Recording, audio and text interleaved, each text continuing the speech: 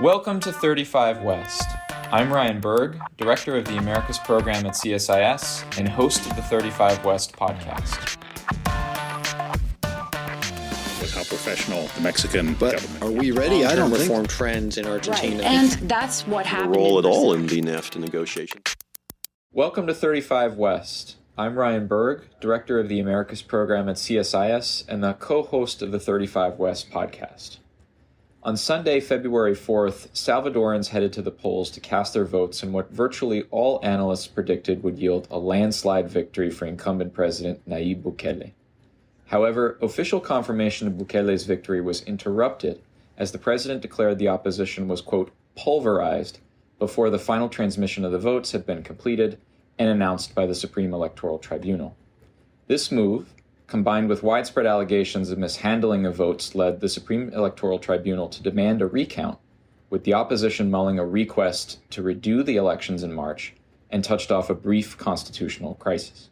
While this appears to have been resolved in Bukele's favor, with the tribunal officially announcing his victory with some 83% of the vote, this incident is but the latest in a steady march of democratic backsliding in El Salvador, one where Bukele has shown contempt for any effort to check his executive authority. With his mandate renewed for another 5 years, the United States and international community must begin to think through how to push back against the most concerning facets of Bukele's backsliding.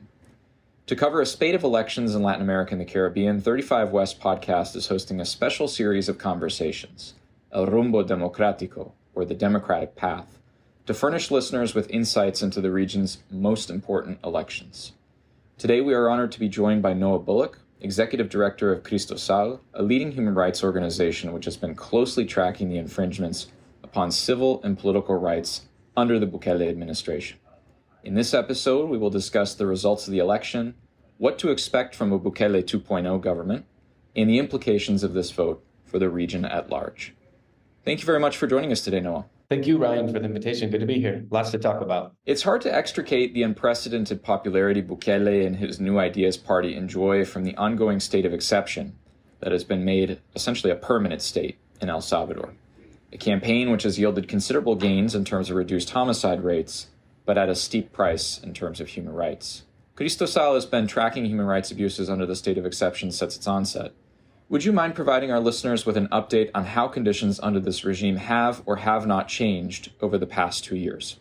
Yeah, I think we have to understand it both philosophically from what it is as a policy and what it is legally. And in some ways, the easiest place to start is the law part. The state of exception was decreed by the Legislative Assembly as a state of emergency, in which the Salvadoran legislature restricted certain fundamental freedoms, extended the amount of time people could be held in pretrial detention, restrictions of due process rights.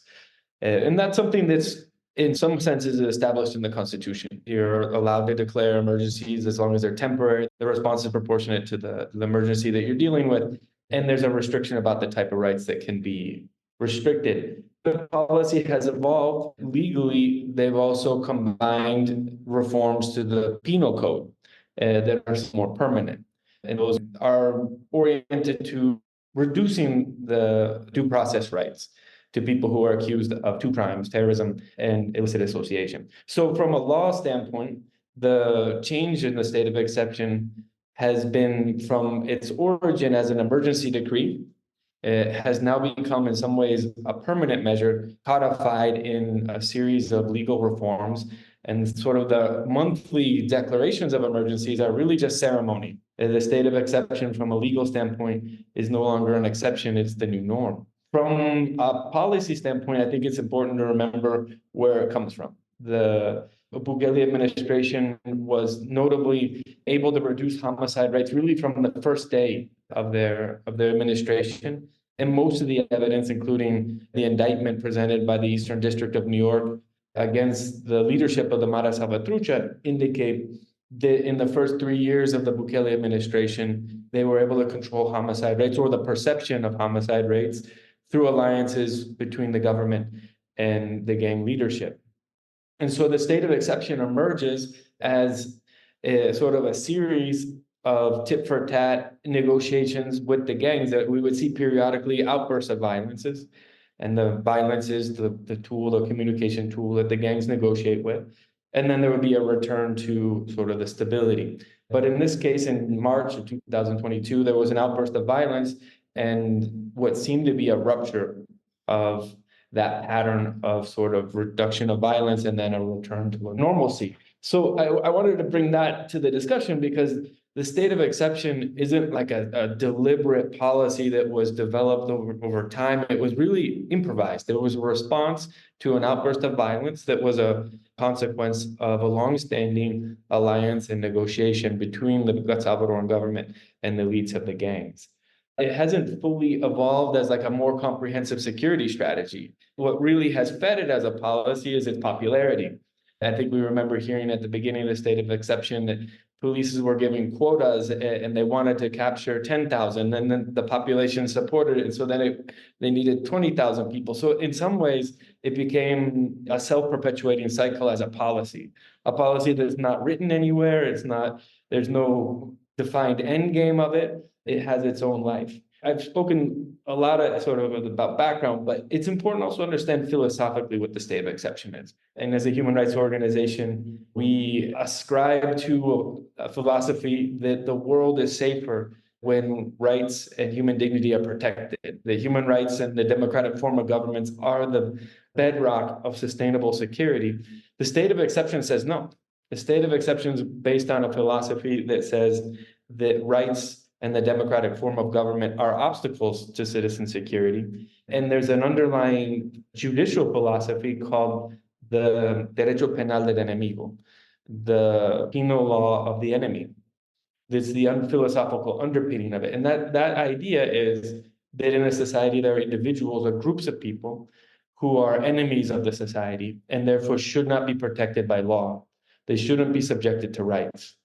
When you apply that to the gangs, that seems like something that seems rational and applicable.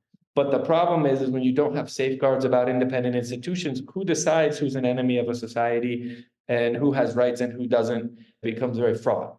And in the case of El Salvador, where the state of exception being in itself an extension of a process of democratic deterioration, the power to decide who is an enemy of society, who is a subject of rights, is squarely in the executive.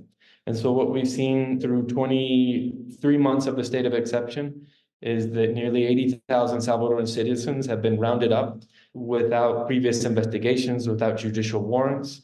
They've been essentially disappeared into prisons. And I use that word intentionally. The family members oftentimes don't know where their family members are held, if they're alive, if they're well. Then they are charged in mass trials between 60 and up to 600 people. We've seen the minister says eventually they want to group them into groups of 900 people on charges in which individual criminal acts don't have to be proven or attributed to individuals. Rather, they're belonging to a group.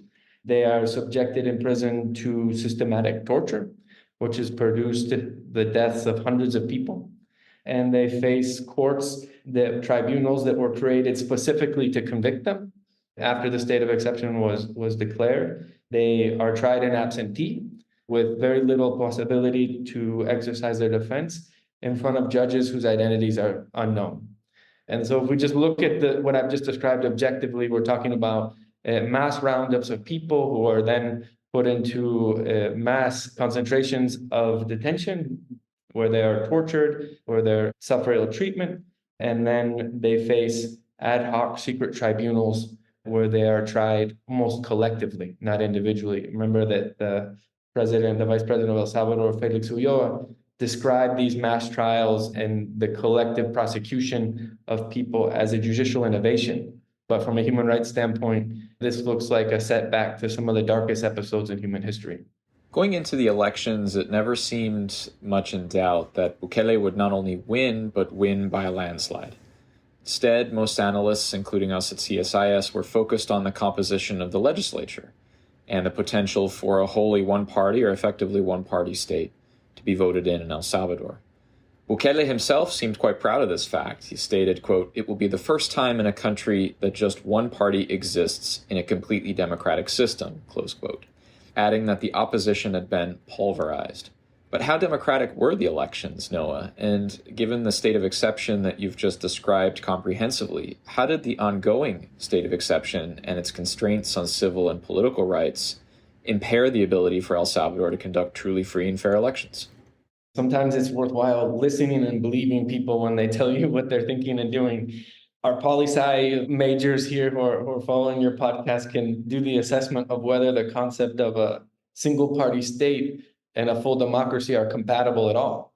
I think the idea of a democracy is the existence of minorities, the protection of their rights to be represented and participate in the political life of a country. And in short, this electoral process is not, as you said, a competition between two equals for executive power. Really, it's a referendum about whether minorities in El Salvador will have the right to representation and participation in the political process or not. That's the single party state. When the president talks about pulverizing the opposition, I think that there's a great historical irony in there. If we assess what he would call los viejos de siempre, the old political guard that he's trying to destroy, one of their political sins was the idea that sooner or later, one ideological tribe or the other would overcome, and there would be a final victory, whether it's the left or whether it's the right. And in a democracy, in reality, nobody gets a final victory. There's an alternation of power. There's a building of consensus. There's negotiation. There's concession. I think that the use of the word pulverizing opposition is also indicative of the type of political regime that has been established and will be continued to be consolidated, one in which there is one person determining the decisions and very little tolerance for political debate or nuance. And I think that if we look at the electoral process or the process running up to the day of the elections, I think when we talked to you and I a few weeks ago in Washington, I said to you that the election outcome is all but known. What we don't understand necessarily will be the election process. People who run elections say that it should be in reverse, right? That the only thing that should be unknown is the outcome. But in this case, the process itself was dictated by the president and his party. The president, as he governs normally, set the rules for the electoral process outside of the framework of the law. His candidacy himself is wildly illegal, established in 6 articles of the Constitution, punishable with the revoking of his citizenship. That's a kind of a joke I like to make, that I'm actually more of a citizen now than the president, according to the Constitution. But the point is that this has not been an electoral process that's been subjected to rule of law. It's one in which the president and his party has determined the rules, and that has created huge disadvantage in order to participate equally in the electoral process. And as you mentioned, that's not only because they intentionally restricted the resources that were that are allotted by law to opposition parties to do campaigns, to hire or to move volunteers to staff voting booths, or some of the other things that they did to sort of restrict the access to resources and to even do campaigns. But the state of exception itself is sort of a backdrop to all of the societal life in El Salvador. With the state of exception, I think it's common. I think it would be actually one of the few things that is debated in El Salvador is that the government can do whatever it wants to whoever it wants, and there's no institution that can intervene and protect. And so to participate as a political opposition party is to risk being categorized in that group of people that is opposition or enemies of the regime. And that means to risk suffering reprisals. Whether you're considering participating in the election as a donor from the business community, whether you're thinking of being a candidate yourself in a political opposition party, whether you're thinking of just liking something on social media from a political opposition party, all those things in El Salvador have consequences. And I think that undermines the free and fairness of the electoral process. And then the day of the elections and subsequently, we can talk more in depth about what happened. But they continue that pattern. The president ultimately substitutes the institutions and authorities of the institutions of the state. Let's talk about the day of the election, because there are some questions about that. Bukele's decision to preempt the Supreme Electoral Tribunal's announcement seems quite puzzling in particular. Why, in your opinion, would Bukele risk a constitutional crisis and give further ammunition to the opposition and, frankly, some in the international community as well, for a result that, as we've discussed, seemed all but a foregone conclusion? I guess I forgot to finish my idea when I was answering your last question, but what I said to you a few weeks ago in Washington is that for me, the day of the elections was really going to be more like a wake in which we would see the body of a democracy that died weeks earlier or months earlier or in a slow process. And then having watched the elections unfold, I realized that democracy died, or at least electoral democracy is dying as a consequence of a million scratches. The electoral democracy is bleeding to death as a consequence of a million scratches in which no standards apply at all to the president. And what I'm saying is, even before this election, a new political regime that's de facto was already installed in the country. This is not, I think, for at least the last 2 years in El Salvador, the president has acted outside the constitutional framework. And so I think it would be difficult to say that the president risked a constitutional crisis when the Constitution was already in the casket. And so what he was doing was standard setting. He did 2 illegal acts. We could call those scratches, again, that would like bled the electoral body to death.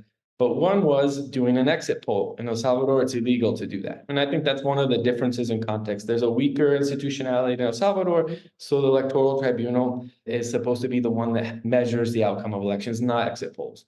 But he did his own. He hired his own, he paid for it. And then he made a statement before the Electoral Tribunal could say anything about the results, in which he gave the results of that at that poll. Those are 2 illegal actions that he did. But what he was doing is saying, this is the outcome I expect.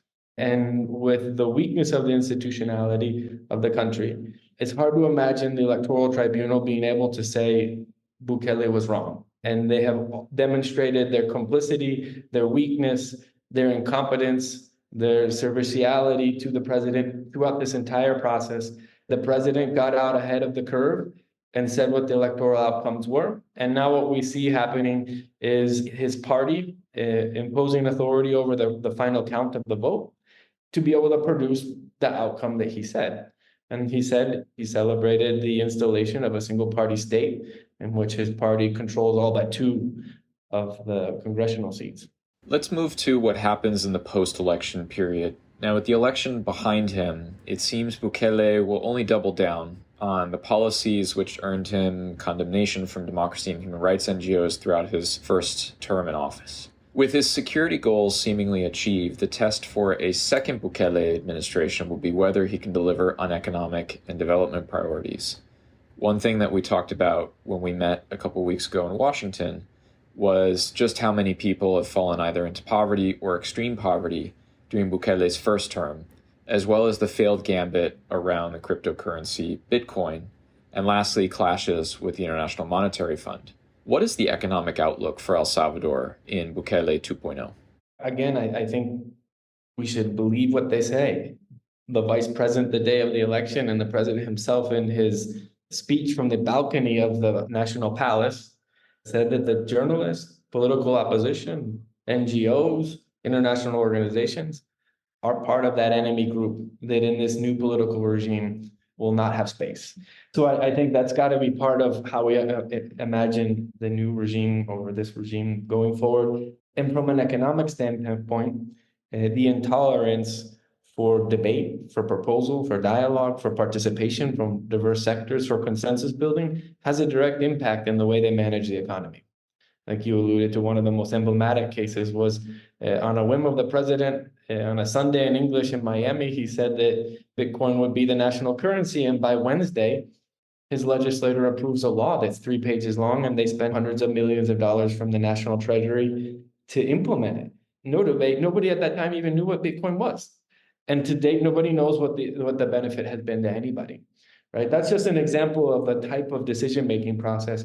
But El Salvador or the Bukele administration has been notably absent of real policy, and especially on social policy and economic policy. What they have done specifically is cut education funding, cut some of the assistance programs for people living in extreme poverty that were in place. They've lent money from the pension system in order to pay the sovereign debt, which was celebrated by people who got paid, but for Salvadorans who can't access their pensions for right now, that's a huge hit. And so in the first period of the first 5 years of Bukele's governance, extreme poverty is doubled. when the national poverty rate has increased for the first time in 2 decades after substantial drops. Those that can be related to macro conditions, but I think also the lack of a clear policy response to mitigate them.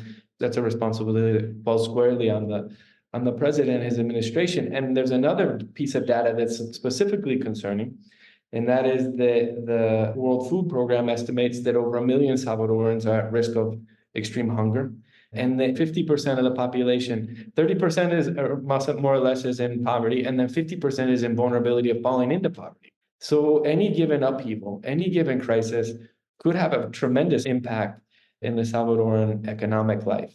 And this happening in a backdrop where foreign investment is in the red in El Salvador.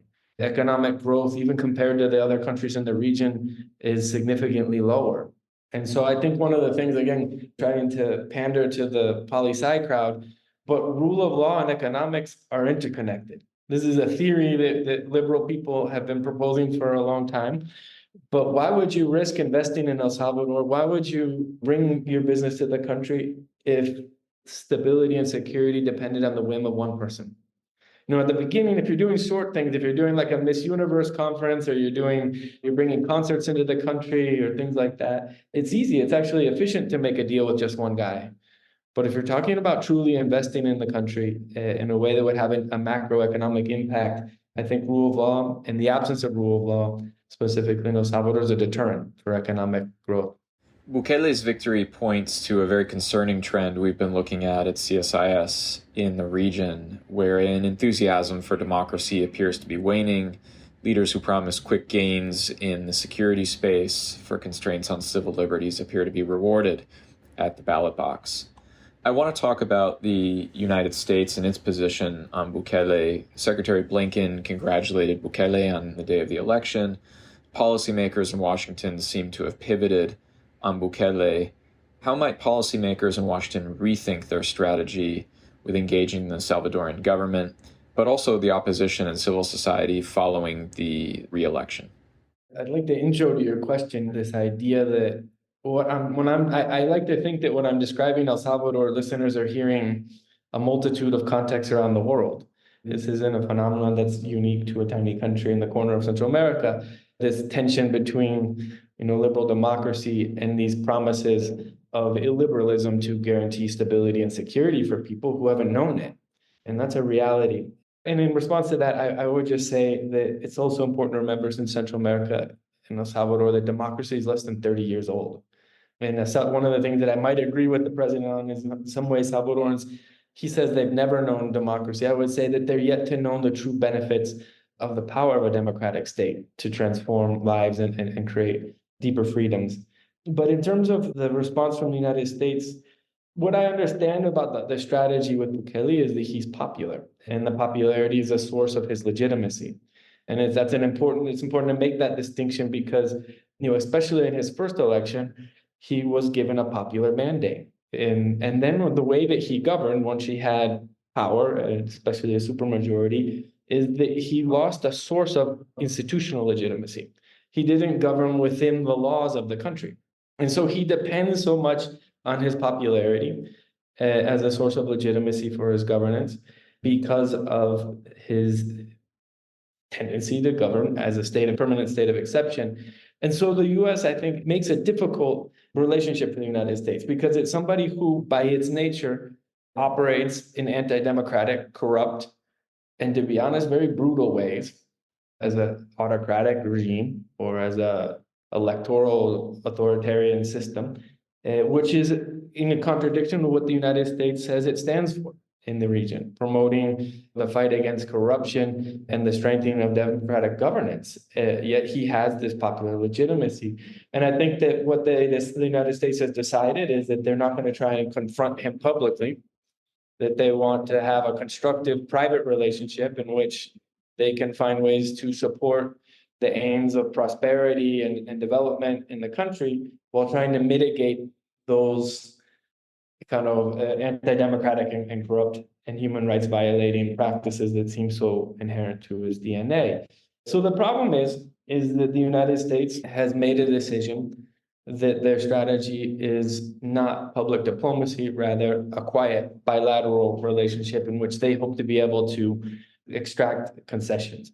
And so that would mean, hopefully that they're negotiating everything. In a good light, that would mean, for example, Bukele said, look, I'm going to announce I'm the victor and I'm going to release my poll results, and I want you to congratulate me before the TSE has results, and then the United States would then say, okay, we'll do that, but then you need to guarantee that you'll support the TSE results when they come out, and that you'll help guarantee, a transparent vote counting system. That would be like, I would imagine how a constructive relationship would play out. But the problem that we see in that is that the United States seems to believe that they can sort of not have a public diplomacy component. The United States in Central America, when it communicates, it sends a message, and when it doesn't communicate, it sends a message. The omission to say something de facto validates and legitimizes. And so there's this very difficult line to try and draw between trying to have a constructive relationship to mitigate the worst consequences and to promote development in the country, and legitimizing a regime that could potentially govern autocratically for decades. And from a standpoint of someone who lives there, was a citizen of El Salvador, the only thing protecting me and my family from the abuses of an authoritarian state is the bilateral relationship that the United States is able to have with them is not sufficient to protect freedoms. I think the United States even might have a credibility problem as a lasting partner on that goal. And I think that there's another point, is that when the United States stops helping or participating in the standard setting through public communications, they cede standards to somebody who actively sets them. In Central America, the democratic standards are not being set by the Democratic Charter. It's being set by Managua, by Bukele.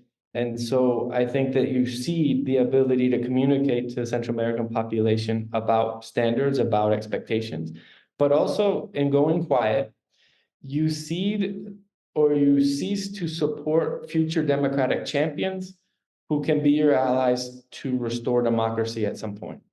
I don't think anybody in civil society in El Salvador, I think journalists, I think judges who might want to become more independent, attorney generals who might want to become more independent, think that at this point, the United States, if they were to make ethical choices, if they were to decide to be democratic champions, they would have the full backing of the United States.